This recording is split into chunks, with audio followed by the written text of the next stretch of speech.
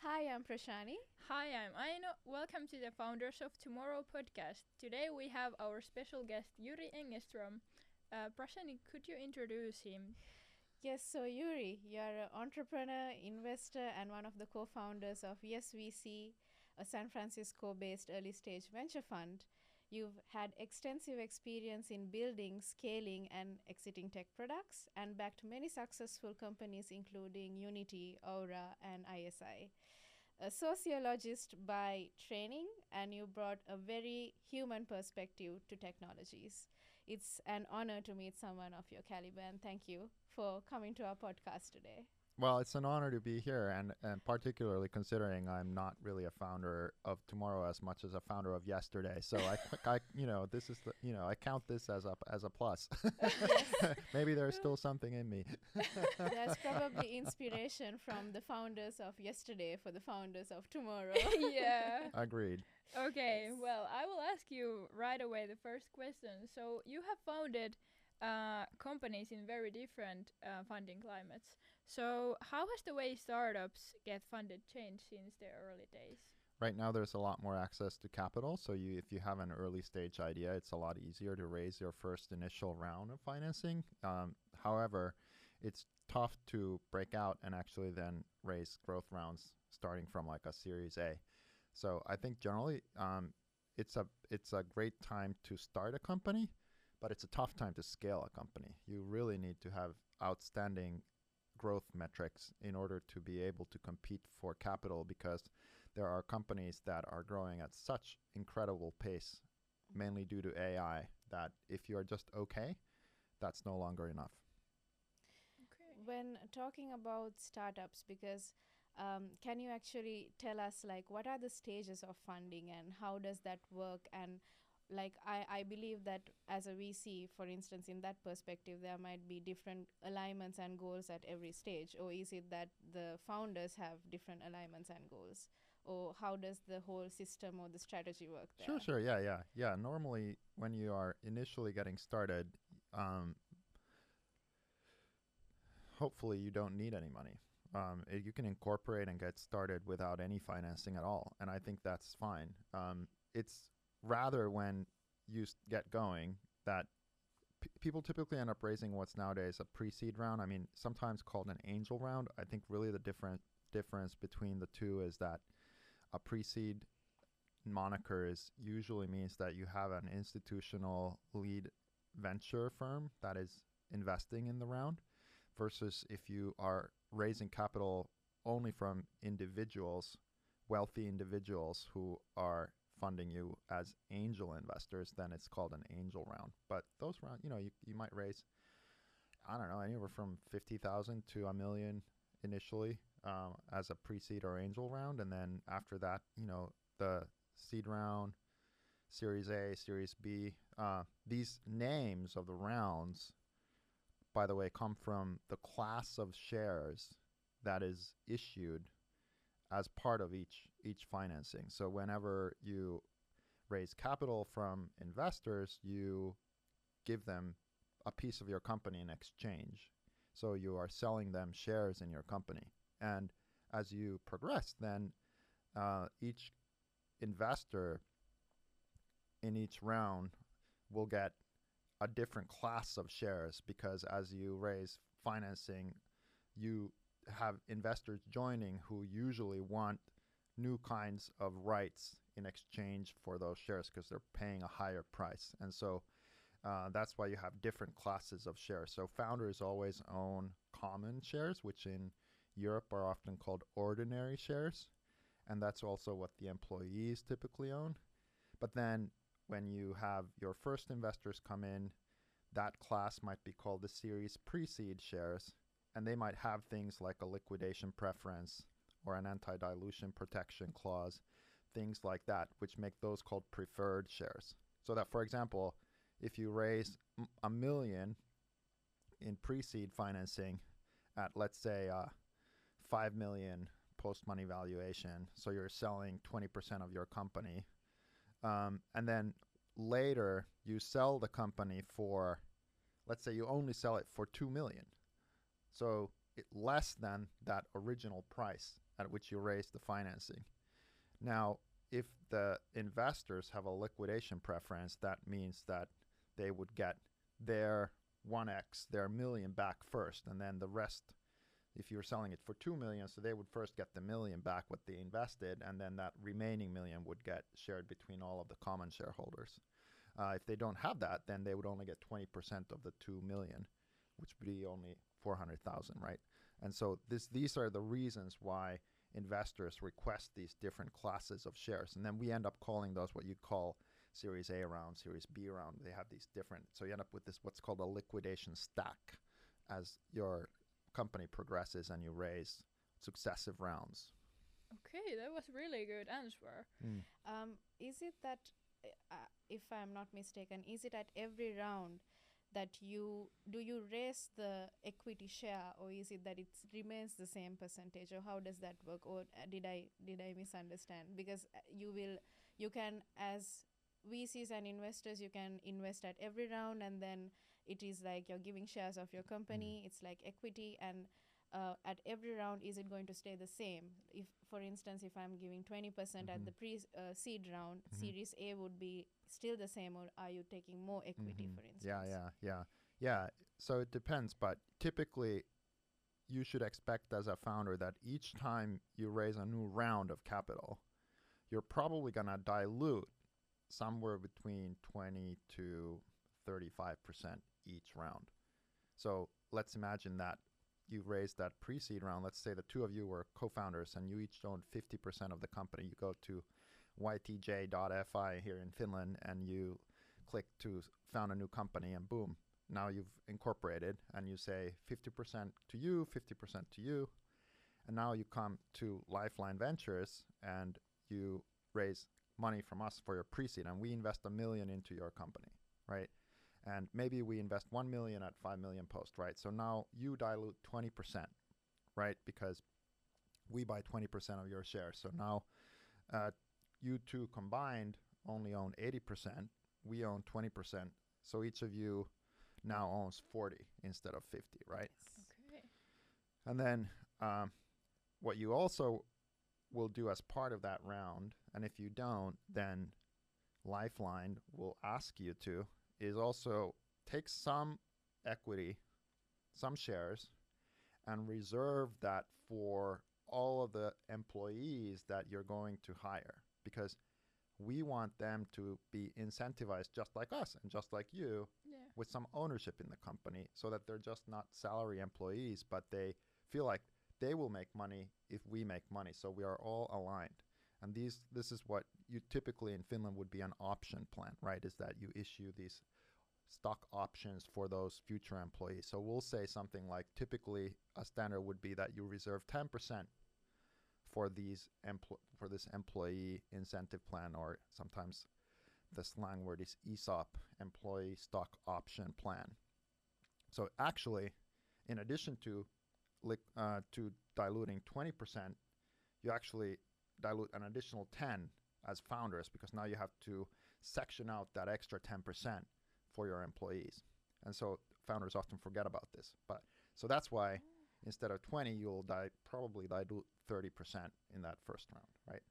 And then let's say a year later, now your company has grown and you go out and you're going to raise your next round of financing. Maybe it's your Series A. Sometimes it'll be called your institutional seed. It really just kind of depends on how fast you're growing and how large your round is and who the investor is. Again, some new investor will probably want 20%, because that's a typical standard share that a institutional lead investor will want. But maybe in that time, you've used 5% of that stock option pool to hire all these new people, and you've given them each, 0.5% of the company. Maybe you hired 10 new people, so you've spent 5%. So you only have 5% of that stock option pool remaining. So that new Series A investor is going to come in and say, okay, we're going to invest I'm just making this up, typically would be like, let's say 8 million for 20% of your company, right? So you can count from that it's going to be a 40 million valuation, because that's what 8 times 5 is, right? And so now, in addition to that, we want you to reset your pool and bring it back to 10%, because we know you're going to need to hire a lot of new people after this financing to keep growing. So then we want you to put your pool back at 10%. So you're going to now dilute an extra 5%. So it'll be a dilution of 25% in total. So this will keep happening as you go. And if you initially diluted 30% and then 25% in that next round, now your ownership as founders is going to keep going down. Yes. And so, for example, I just invested in ISI, which is one of our early investments from 2015. But ISI now is already a big unicorn level billion-dollar company. In fact, that last round was a 2.4 billion valuation, and ISI took in an additional 150 million of new financing. But it was the Series E, so ABCDE round. Oh, So wow. it was the 5th round of financing that they're taking in. So you can count how many times the founders have already diluted by that time. That's quite a lot of dilution. Yeah, Yes. that's a lot. But because the company is worth almost 2.5 billion, Whoa. even if they own, let's say, 5% or 10% anymore, 10% of 2.5 billion is still 250 million. So, that's why you think about it, and you want to ensure that as a founder, you don't dilute too much, but also that as you grow, the valuation of your company grows a lot faster, so that you end up still, increasing in value, even though your ownership percentage is going down in the company. Okay. Whoa. That was super interesting. And what companies should really go for the funding? Well, you need something that's able to raise financing. Sounds really Yes. simple. Yeah. Let's think about because as Boost we are also like very engaged with student community, and Mhm. they are the ones who we are promoting to build startups. And for them, when would you recommend, or what do you see as the stages of the startup, and where do they need to think about the funding, or even if it's not VCs, but about financing, or how this the financial aspect of a startup works? How do you think that should go? What kind of strategy could you like propose to them? Well, I think what you initially want is some kind of a clear intention of what kind of change you want to be in the world. So, for example, it could be, I don't know, anything from like, I want to end hunger to I want to stop all wars, or it can, you really need to think about what it is that gets you going. And typically that's already something that is driving you as a person, and the kinds of things you go and you study. It's what you're interested in. Maybe, I don't know, you go and you study genetics or biology or math or whatever, but there are these kinds of things that you care about. And then the second thing that you look for is some kind of a breakthrough technical revelation or idea that other people really haven't noticed yet. That's very concrete.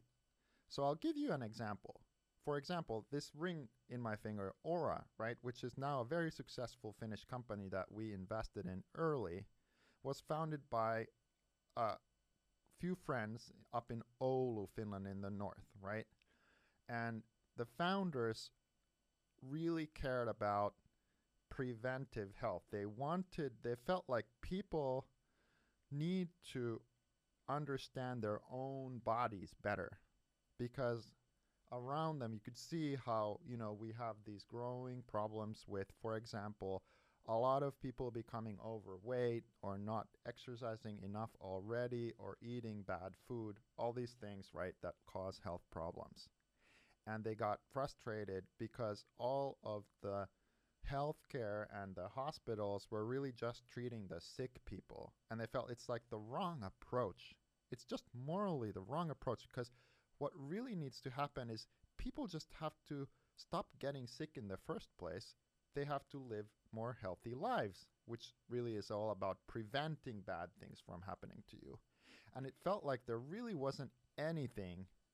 All of the technology that was being developed at the companies they worked at, medical technologies, were really treating sick people. Nobody was doing any technology that would prevent people from getting sick in the first place. So that was their broad intention, right? And it didn't really turn into anything at first. But one time, what they realized when they were working, some of them were working at Polar, which makes these, these heart rate monitors that if you're athletic or you're exercising, you can strap on your chest, and it'll tell you how fast your heart is beating. But if you ever have gone to a hospital, you'll notice that in the hospitals, do they put on a strap to measure your heart rate? Like if you're like, or if you watched series like ER where it's like bloop, bloop, you know how somebody's always like in a hospital bed and you're waiting for them to wake up from a coma or something. Now, where is that heartbeat coming from? They don't measure it from your chest. Yeah. They measure it from this thing that gets put on your finger, or if you're a baby, actually, they put it on your toe. And why is that? Well, it's because it turns out this is the best place, the most precise measurement of your heart rate. And all of the devices at the time, like the Apple Watch, or it was like a Fitbit, were things you put on your wrist. And it turns out it's not a good place to measure your heart rate at all, because the veins are so deep. And typically also the watch is up here, and what you want to do is measure from down here. So it was just, mechanical.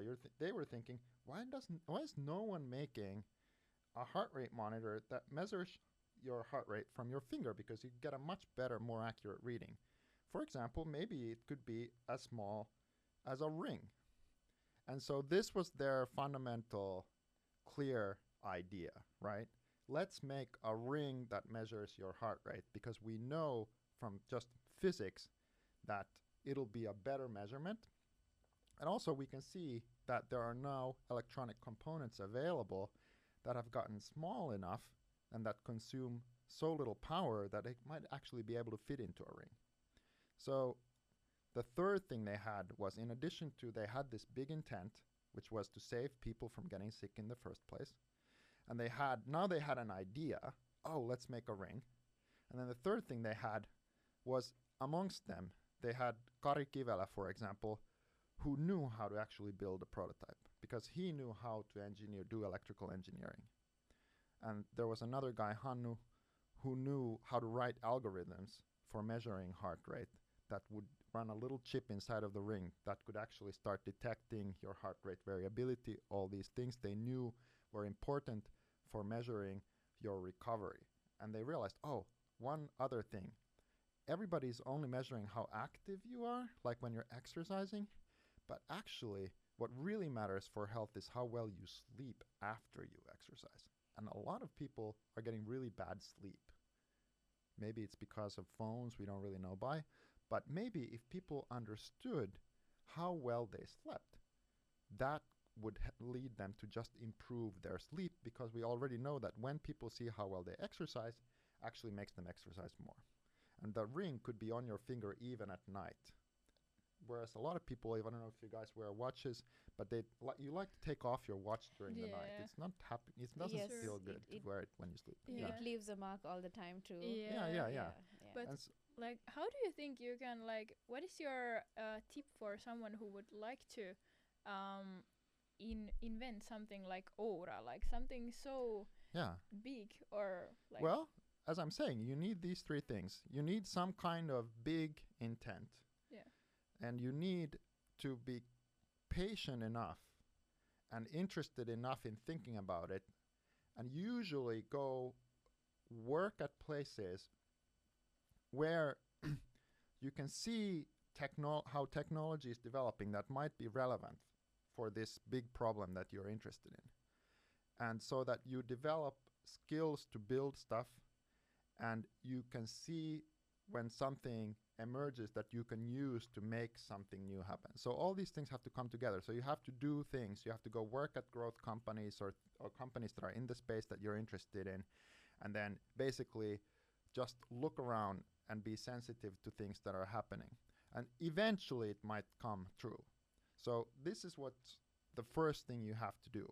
And this happens in every one of our greatest companies. For example, ISI, this satellite company that I mentioned before that's now raised that Series E round, the founders originally studied at Aalto University, and they went to a course that where a professor was teaching how to build spaceships and satellites, just space, right?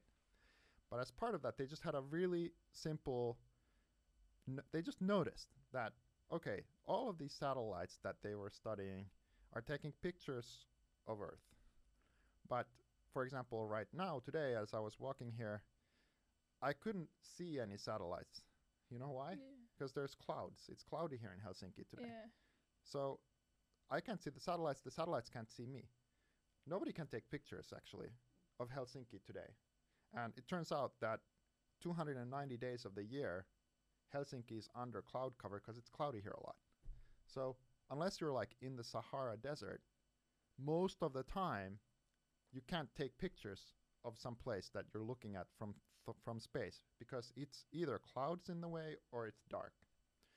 And for a lot of reasons, you would want to be able to snap a photo and look at a place whenever, 24/7 basically. Imagine, for example, what's happening in the Ukraine right now. There's a war going on. When do the people move? When do the soldiers move? When it's cloudy, because they know the satellites can't see them. Unless you have satellites that can see through clouds. Or if you're trying to catch illegal fishing. Or, like in ISI's case, originally icebergs floating in the water in the north where the Greenland ice is melting and lots more ice is freeing up and moving in the way of shipping lanes, causing accidents to happen. Sort of like you all know Titanic, right? Yeah. What did it hit? It hit an iceberg it didn't see at night. So you would want satellites to be able to see the ice. But satellites can't see unless they can see in the dark and through clouds. And it turns out they realized that there is one way to do it, which is radar. Because radar will see through clouds. And although with radar you can't see as well as with a camera, you can still see cars, ice, lots of things, tanks. Much better than when there are clouds. And any time you want. And so they thought, why is nobody just putting radars on satellites? And that was their original idea. It was like, let's build satellites that can always see what's going on, because what we want to do is enable truth, like to actual reality of what's happening on the ground, whether it's monitoring ice like it was initially, but they quickly realized actually this applies to lots of other things too. A lot of people need to see stuff. They can't wait for like a week for the clouds to clear. So you need something like this, which is like a really simple breakthrough idea, and then combine it with, like in their case, they didn't know how to build satellites at first. They were just kids, 20 years old, studying at Aalto. But they were able to put together a radar in the lab, and then actually they found out that, yes, indeed, there were people like Exxon, a big oil company that was moving around ships that were subject to ice and that really needed our radar. And they just put it on a plane at first, and they paid ISI or the guys to build a radar and just put it on a plane. They were willing to try it out. And so they realized, they can see through clouds. And then after that, they were able to convince investors like us to give them money to build their first satellite and launch it. So you need this combination of an idea and then showing that somebody actually needs it. Yeah. It's really interesting you brought out the fact that when you want to do something, you need to be in that ecosystem basically, and you need to, you said that it's important to at least be working in that industry a little bit. And I always had that belief that if I'm building something, I would first want to see what the industry is like and how these companies work. And then after a few, let's say, talking to a few people in the ecosystem, I realized it doesn't necessarily have to be that I have to work for a couple of years to start my own company, because that's the belief that I had, that I need to be inside a company to see like what runs and how everything works. But it's also interesting to see that you just need to understand it. You need to, if you are really passionate about it, I believe that you need to be in the ecosystem, research about it, see how things work. So what kind of step do you think, as somebody coming from outside this field, or let's say, let's talk about satellite systems. I'm not a satellite system person, I'm an AI person. So I want to get into satellite systems because I have a deep passion for space and I know most of the things that's going on. So somebody who has not studied or not been in that industry, how would I go about like thinking, okay, what kind of ideation I can create? Should I really go start working, for instance? What do you think? Yeah, well, the two things you can do is, one is study something that's relevant and pick a place to study where you can see that there are professors and students that are interested in building things. This is why a lot of people go to Stanford, for example, because it has a reputation as a place where you just don't go just to study and get some kind of academic degree. You go there because you are interested in joining a company or building something on your own, maybe even starting a new startup, and everybody around you thinks that same way. And there are places now in Finland like that too. Like, for example, you guys are in Turku, and you know where those places are, right? We have a lot of students, at least I've seen in our boost, let's say, that are not necessarily studying any kind of technical courses or not doing anything technical, and they always come to us sometimes and ask like, I'm in business and I'm in marketing, but I want to start getting, building something technical. What kind of advice would you have, like, as you said, of course, courses that would also be very well aligned with what they want to do? So what other advice do you have outside of that scope for them? Well, my experience is that what matters more than the specific subjects that you've taken, the courses that you've taken in university, and by the way, taking technical courses does help, is the way that you think. And so if you think, like I was explaining, where you have these, you train yourself to notice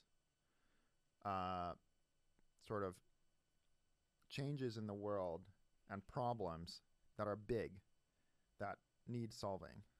And you're unafraid to forget about the fact that you're a novice, you're not an expert, just don't care about it, and trust yourself and your own intellectual capabilities to learn enough that you can hire people, talk about it convincingly, and have an idea that's true.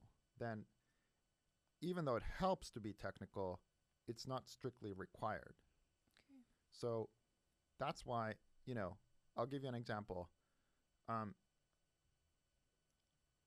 I was interested in nuclear power because I was thinking, wow, there's this big problem, right, where, a lot of the global warming is, like, the biggest thing is that we are generating electricity and energy, right? Because world needs a lot of that. But then that's also the biggest source of pollution because we're burning all this coal and oil and gas, and it's all contributing to global warming.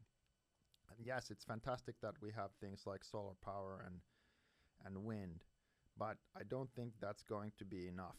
So the only remaining source of power then that we currently have available to us would be nuclear. So as a result, I was just studying a lot about nuclear because I thought, wow, this is like, we don't have enough nuclear in the world, right? So that was like the big idea or vision. And then after years of, what I was watching was, oh, there's all these like small modular reactors. People are trying to build like very small nuclear reactors instead of these huge plants like Olkiluoto, which was recently built here in Finland, that take like billions and take decades to build. And by the way, like there are submarines that have nuclear reactors, and even ships, and there have even been planes. So you can build a very small nuclear reactor, it turns out, and seems that they can operate very safely. You can even put like people in a submarine right next to it, and apparently they don't get radiation. So what's going on here? How come we don't have these small nuclear reactors everywhere?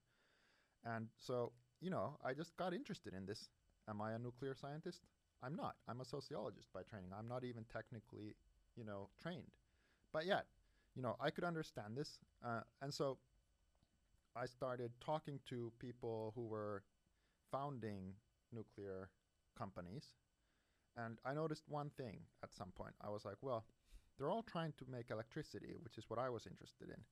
But then I saw in some report that half of all of the energy that we consume, for example, here in Europe, is not electricity, it's heat. It's just a fact, you guys are wearing t-shirts and it's like, I don't know how cold outside, but it's like freezing, right? Yes. It's because this place is heated. And that's half of all of the energy. And then I was watching this series on Netflix called Chernobyl, which I don't know but you all know Chernobyl, yes, right? We have, yeah. And obviously that was a bad thing, it exploded. Yeah. Because I was watching it because I was interested in nuclear, and I was always worried. I had learned that nuclear is this horrible thing that can make everybody sick. And yet, at the same time, I felt like, oh, it's the only solution we have. So what's going on? So I wanted to learn about Chernobyl. So I was watching this series, and I noticed that there's this part in the series where, and it's a true story, right? Where it was after the reactor had exploded, and they were trying to contain it. But it was so hot that it was literally like melting a hole in the ground, in the rock, and they had to dig underneath it in order to be able to contain it before something really bad happened and it got into like the water system or whatever. And so I was like, wow, so actually this nuclear reaction it's just hot, like fire or like burning coal or gas or whatever. And then that heat is used to make electricity. And I was looking at it, and you need usually they make steam, and then it's the steam that pushes this big turbine that's like a dynamo. Like if you've ever had a bike that has generates, how you can use a dynamo that just spins to make light or electricity. So what if you take all that away? Why doesn't anybody just make heat with nuclear? Because 50% of all our need is heat. Why is everybody only making electricity with nuclear? So I actually, so I asked this question from a lot of people, and they were like, no. There is nothing. Nobody's making heat only with nuclear. Doesn't exist. And so I called in VTT here, which is the Valtion tekninen tutkimuskeskus, the Finnish national labs.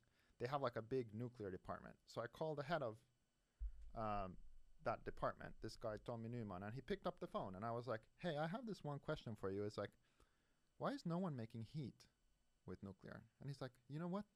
I've been thinking the same thing.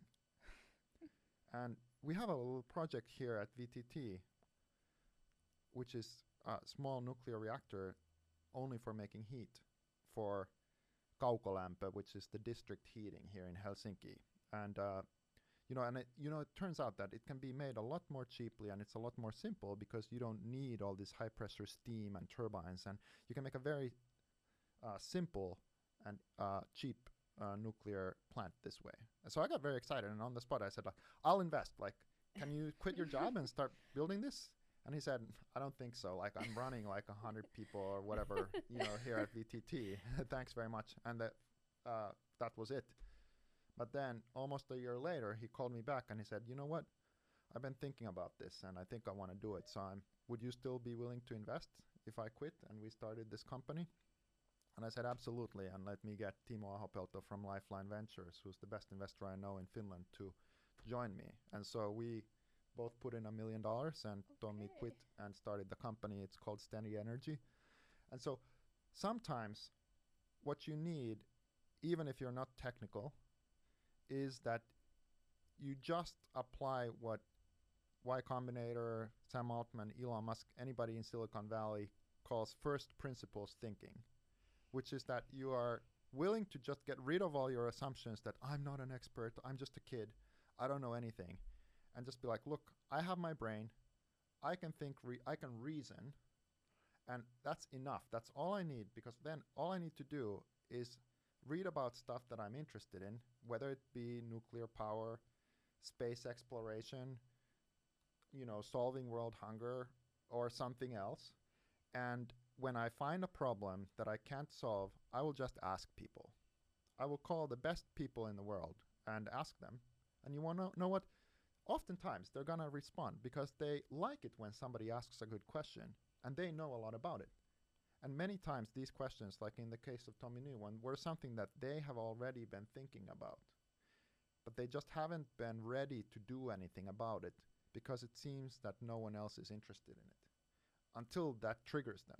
So oftentimes then what happens is that you end up with a co-founder duo where one person is the technical co-founder and then the other person is the non-technical co-founder, but who has some other skills. For example, they might be able to raise financing better, or they might be able to find the first customers for this thing, or they might be able to just make things happen. We call it like an operator type co-founder that the technical founder needs. So almost always you end up having some combination of these skills. Okay, that's like super good like advices. I'm also like interested in that because like personally I don't like study anything related to technical stuff, but I would like to have my own company one day, and that's like really nice to hear that I don't have to have the technical skills. But do you think there is like a product market fit in somewhere other field which is not related to any technical stuff? You mean things like services or... Yeah, like restaurants or whatever. Yeah, of course. I'll give you an example. So I started a cafe, like a coffee shop. Kahvila Siili, it's called. Is it here? Yeah, it ran for 7 years in Helsinki, but it was in Capula, in a place where there were no coffee shops. Yeah. So there was no competition. And then I had invested in Blue Bottle Coffee in the US, which was a corner coffee shop nearby where I was living in San Francisco. Just one little window. It was like a kiosk.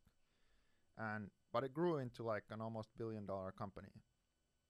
And they just figured out how to consistently make great coffee, which you need to source. It's like wine. If you want to make good coffee, not just, typically you have coffee at like a Starbucks, and you know how it's always dark roast, like this coffee? The reason it's dark roast is because coffee is very variable. If you want good coffee, you have to source it from certain small growers, and then the quality of the beans it changes. So if you want to sip a lot of coffee, you basically have to over roast it. It's sort of like you overcook. I don't know if you have like a steak. I don't know if you guys eat meat, but you do it well done. So you kind of over fry it. And you have to do that to coffee, which is dark roast, just so that you get it all to taste the same and consistent. But it's actually, if you learn how coffee tastes, you can immediately taste, oh, this is over roasted. It's just basically tastes burnt. And that's how most coffee tastes. But if you want to make really fantastic tasting sweet coffee that has a lot of flavor, then you can't over roast it. But then you need to be able to find a lot of it if you're trying to grow a company, have a lot of coffee shops. And so what you need to do then is figure out how to source from multiple places, how to grind it in the right way, such that you have consistent supply. And Blue Bottle solved all those problems, and they were able to make a customer experience that felt more like going into an Apple store than into like a Starbucks. And so I don't know if they don't exist in Europe, but if you're in South Korea or Japan or the United States, it's a fantastic experience of how a coffee shop could be. Sort of like the difference between, a lot of people call it like the Apple of coffee. So I noticed, wow, you can really build something like this. And I wanted to do the same here in Helsinki, so I built Kahvila Siili. And Kahvila Siili was very successful, even though it only had 8 seats. It was tiny. We could sell, we could have like over 1,000 customers in a weekend at summer if it was good weather.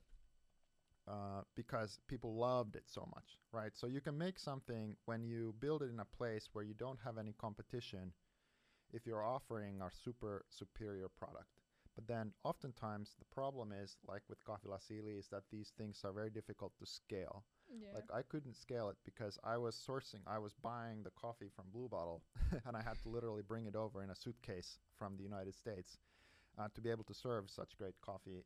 And it was impossible for me to get enough of it to be able to have multiple cafes. So sometimes you end up with something that can be super sweet and super successful, but in a limited way because you can only make a small bit of it. And that's okay, but it's not a startup. That's just, we call it like a lifestyle business. That brings me to a very interesting question. I have so many questions, but I think I'll try to focus for what you were talking previously. When it comes to startups, most of the time we focus on the tech or technological side or something in deep tech. And there are startups, like you said, like building a coffee shop or service industry or some kind of something different, fashion industry, let's say. When it comes to VCs, one question is, does it matter, or is it more with what brings you more profit, or whether it is scalable, or how do VCs look into this kind of markets, and how does that work? Yeah, well, if you think about us, it's called the power law that governs VC, which is that imagine we have typically in Finland, you have maybe 30, 35 VCs. So they're all the people that are investing in all the startups. Like on average, let's imagine that each VC has a $100 million or euro fund. In reality, it's a lot less than that, but just on average, let's say it's 100 million. So here, I am a VC, I have 100 million, right? Now, where does that money come from? Do you guys know? The limited partners Yes. and the yes. Great question, or great answer. The LPs, the limited partners, right? So that's what are called the investors in the VC. So I, as a VC, have to turn around and get the money from someone else. I'm not investing 100 million of my own money. And in Finland, these are typically the pension funds like Elo, Varma. It's the government, TESI, and then it's also some family offices, rich families who put some of their money into these venture funds, right? Okay, so now I've collected my 100 million. But what do I need to promise them? I need to tell them, invest in me because obviously you're not going to lose this money. I'm going to make you that money back with some kind of a multiplier. And that multiplier is typically 3. So I'm telling them, if you invest in my fund, I will return you 3 times the money you invest. And why 3 times? Because what's their other option? Well, they could invest in the stock market. They could buy shares of publicly listed companies like Nokia or Metso or UPM, Kymmene, or I don't know, maybe Apple, Tesla, Meta, right? And the thing about VC is the fund usually lasts 10 years. So I return that money in 10 years' time. Now imagine if today you invest 1,000 euros in the stock market, and then on average, the stock market returns roughly 10% returns if you're not really bad at your investing every year. So do you know how much money that 1,000 euros you invest today is going to be after 10 years if it increases by 10% each year? Tough calculation. I'll tell you. Is it like 100,000? No. It's about 2,600 euros and like maybe, let's say it's roughly 2,700 euros. So it's like roughly 2.7x, 10% a year, because it's like compounding, right? Yes. Not more than that. And now, if you think about it, I have to beat the stock market because what the LPs are doing is they are giving us the money, and in the stock market, they can always sell when they want to. If things are going down, oh no, Tesla is going down, then you can sell, right? But with VCs, even though our startups might be failing, we can't sell because it's not liquid. They're not public yet. So we have to show that it's making a much better return than the stock market would because it's not liquid. So at least 3x is the promise. Now, okay, so now I have my 100 million, and then you guys come along and you have this great startup, right? Now I have my 100 million. I'm like, wow, shit, I need to invest in something. But these women, they have this amazing company, right? Now, what's my calculation? Is I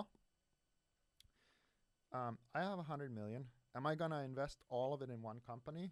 No. I'm gonna build a portfolio because I'm not sure if you guys are actually gonna succeed. But I also have my employees. I need to pay my salary and my rent, and then I have all these legal costs, and actually it takes a lot of money to just for regulatory compliance, like all this stuff. So what happens is 20% usually of the money that I raise, I actually have to spend on cost of doing business. So now I only have over 10 years, right? So it's like 2 million a year, 20 million over 10 years. Now I have 80 million left of the 100 million that I actually can invest. Usually VCs will split that into 52 pots. First pot is initial checks, which is the money I first invest when the first time I invest in a new company. But because I'm not sure if you're going to make it, I want to reserve some cash. Because remember when we talked about the dilution? Yeah. If I get 10% and I dilute, at the end, maybe I only have 1% left. And that's not much. So if your company starts doing really well and you raise more rounds of capital, that's when I want to be able to defend my ownership by also investing more.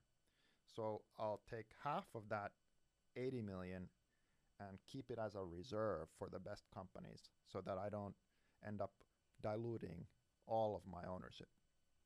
So now I only have 40 million left. So maybe I say I'll split that 40 million even into 40 companies, 1 million each. Okay, so now you guys know that whenever you're going out to raise financing, find out, first thing you want to know is if you're talking to some VCs, how big is their fund? If it's 100 million, you can make this calculation of saying, okay, they are going to have to make at least 300 million, right? 3x that fund back in order to keep their jobs. They're going to lose their job if they miss. So, and they're investing in 40 companies. Well, typically what happens is in any portfolio like that, in any fund, do all of the companies make money? No, right? Most of them fail. In fact, it could be just 1 or 2 companies that make all the money, and then the rest go down or don't return anything meaningful. And the VC knows this. So each time the VC decides to make one investment of 40, he or she knows that they're spending one shot on goal, and then they only have 39 left. And they have to think that all of the other companies fail.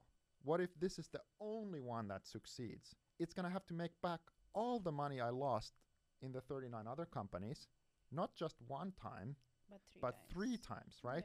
Yeah.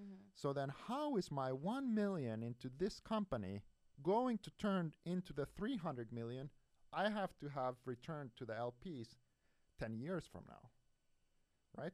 So that's a 300 times appreciation, right? That's a lot, right? This is the problem. That's called the power law. So the answer is, well, now I can only invest into companies where I can see and I can turn around to my LPs and credibly tell them, look, even if this is the only company that survives, if it's a success, it's going to get so big that my 1 million is going to turn into 300 million, right?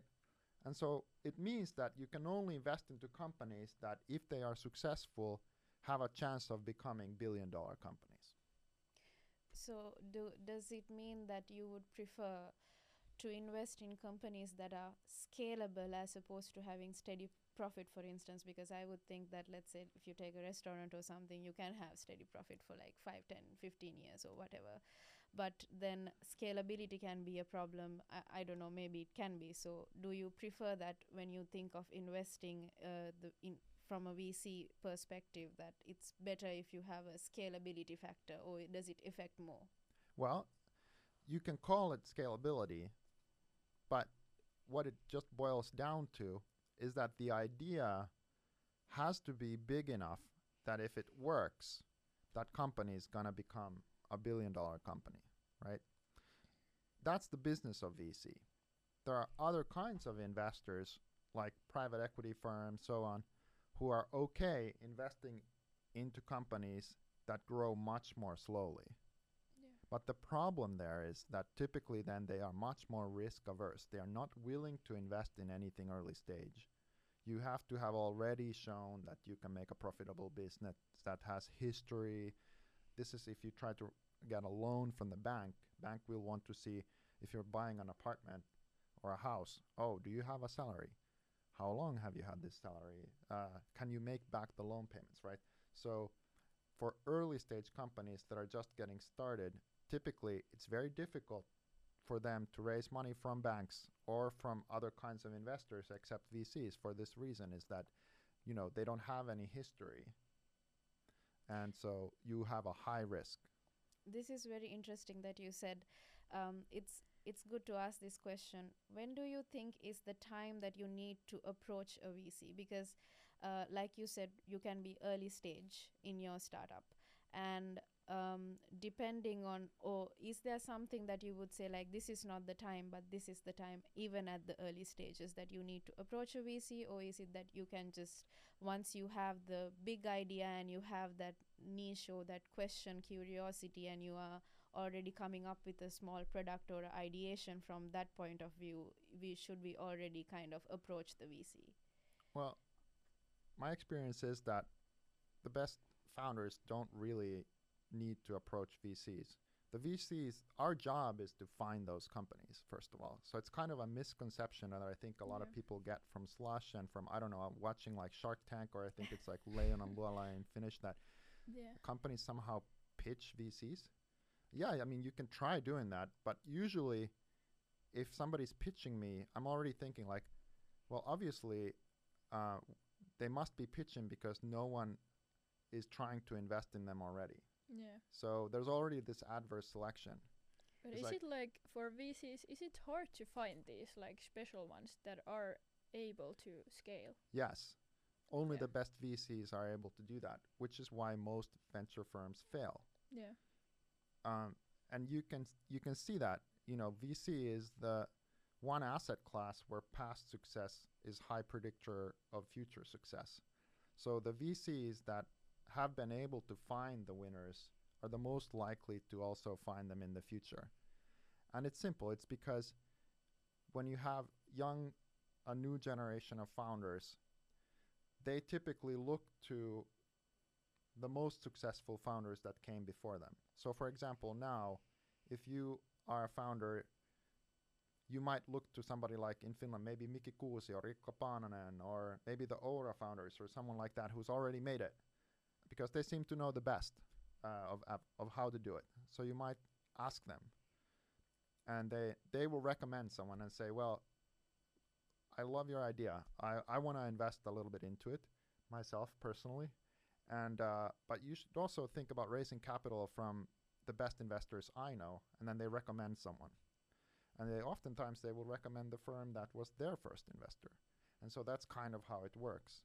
And so, and I explained to you like this story of Steady Energy, the nuclear company, right? And Tommy Newman never pitched anyone, Wow. right? That's impressive. And this is very often how these companies get started, is Okay. that you already have VCs are constantly, the best VCs are always thinking about where might the next unicorns come from, right? They are interested in that. The best VCs are oftentimes previous founders themselves. Maybe they've already created successful companies, so they know their brain just works this way. And so this is what I'm saying is like it's a false impression that it's some kind of a Leon and Luola going on in all the VCs. Maybe it is, but those VCs probably are not going to succeed because oftentimes the best VCs have already found those companies before the others and are already invested in them and helping them grow. by the time the others hear about them.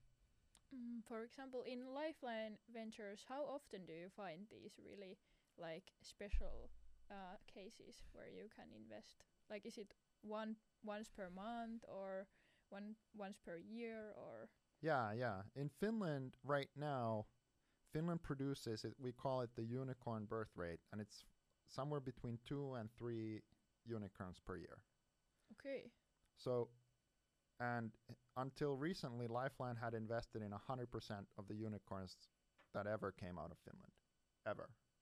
So it's a very high success rate. Wow. In fact, it's the most successful local firm of any firm in the world. You know, it's like one Sequoia partner said, like, yeah, this is the most dominant firm in its geography of anywhere in the world that we know of. And so it's a very, very high success rate, right? Nowadays, luckily, there are also some unicorns that Lifeline hasn't invested in. It would be kind of sad if no one else, you know, if there weren't any. But, you know, it gives you the sense that you basically have these 2 to 3 companies each year. And then, what did I say? You have like 30 venture funds that are all competing for being able to invest in them. So most likely, most of them won't.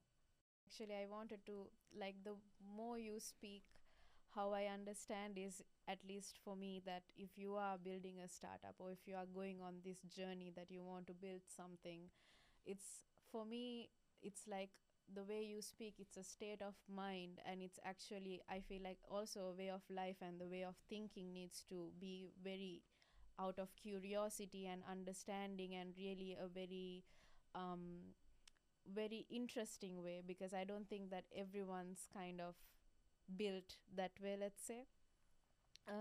Speaking of misconceptions as well, you said that there are, of course, many misconceptions. Can you say like 1 or 2 more misconceptions that VCs or startups can have between each other? Well, I'll say in Finland, probably the most common misconception about startups that people have is that founders somehow have to invest their own money when they start a company. Maybe that's not the case with you, but in general, most Finnish people think so. And startups are other people's money businesses. It's actually a bad idea to invest your own cash as a founder. You should just use that as a threshold for seeing if other people are willing to invest in this, maybe it's a good idea. If no one is willing to invest in this, the last thing I should do is put my own money into it, because clearly it's not a good idea. And so that's probably the first misconception that a lot of Finns have. And I think it comes from like maybe the 90s when, you know, a lot of Finns lost their money in the last recession. And there's this idea that being an entrepreneur involves, you know, taking all your money, investing it into some kind of assets. Like, I don't know, maybe you're starting a hair salon and you need to make rent, or I don't know, I heard this example of like somebody was starting like a school for teaching kids how to drive and get their driver's license. And so you need to buy a car in order to, you know, and then, oh no, now if the company goes bust, you're going to lose all your savings, right? Startups aren't like that. This is where you literally need to find angels and VCs, and then it's okay. If you lose their money, you're still fine. Okay. Okay, and what is like a one thing that founders shouldn't do when they are like starting a startup? Well, I think each founder is going to make a lot of those mistakes. But probably the key thing, and what I find is the most common problem here in Finland compared with, for example, the US, is that founders kind of fall in love with their own Ideas. problem and idea, Yeah. and then they test it with customers too late. Like they think, okay, I have this idea and now I need to raise some money and build this product, and then only once it's perfect can I take it to customers. And it's the reverse in the US, where most founders approach it like, all right, I need to test out lots of ideas because I have no idea what's going to stick. So I'm just going to generate like 100 ideas and test them out really fast. as cheaply as I can, hopefully for free.